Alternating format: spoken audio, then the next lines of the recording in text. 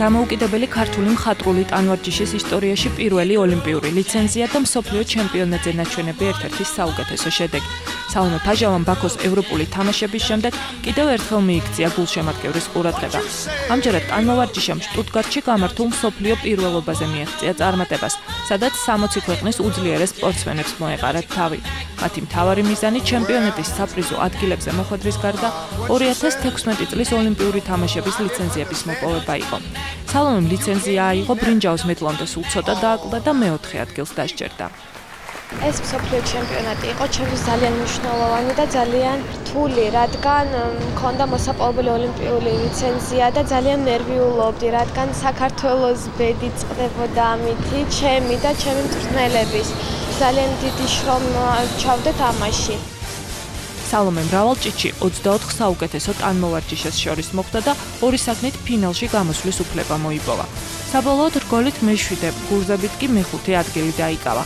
მრავალჭიდის ფინალი ურთულესი აღმოჩნდა, მაგრამ ქართველმა ტანმოვარჯიშემ ამ სირთულეებსაც კარგად გაართვა თავი და ორივე დისციპლინაში 18 ქულაზე მაღალი შეფასება მიიღო.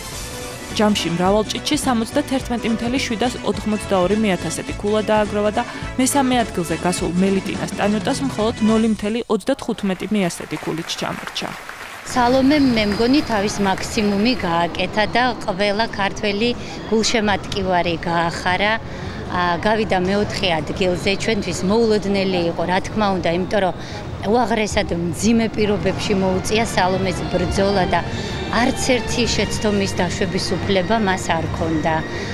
და ძალიან მიხარია, რომ სალომემ მოგვიტანა ოლიმპიური ლიცენზია, რაც უკვე დიდი ხნის მანძილზე ასე გვაკლდა და ძალიან ბედნიერები ვარ. მსოფლიოში ყველა აღნიშნავდა, რომ ქართული მხატვრული ტანვარჯიში დაბრუნდა. ეს იყო ჩემი ყველაზე დიდი სიხარული და სალომემ ძალიან ამ სიხარულს გვირგვინი დაადგა. ლიცენზია მოპოვებულია და ახლა მთავარია როგორ მოემზადება 18 წლის ტანმოვარჯიშე რიოს ოლიმპიური თამაშებისთვის.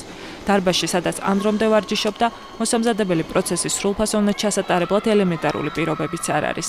საქართველოში ამ ბოლო დროს ძალიან ბევრი რამე გაკეთდა და იმედი გვაქვს, რომ ჩვენთვისაც, მხატვრული ტანვარჯიშისთვისაც და ზოგადად ტანვარჯიშის სახეობებისთვისაც იქნება ისეთი ყურადღება, რომ სათანადოდ მოვემზადოთ რიოს ოლიმპიადისთვის.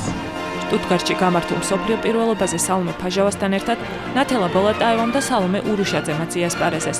გუნდურ ჩათვლაში ჩვენი ნაკრები 60 ქვეყნის წარმომადგენელთა შორის მე-11 ადგილზე გავიდა.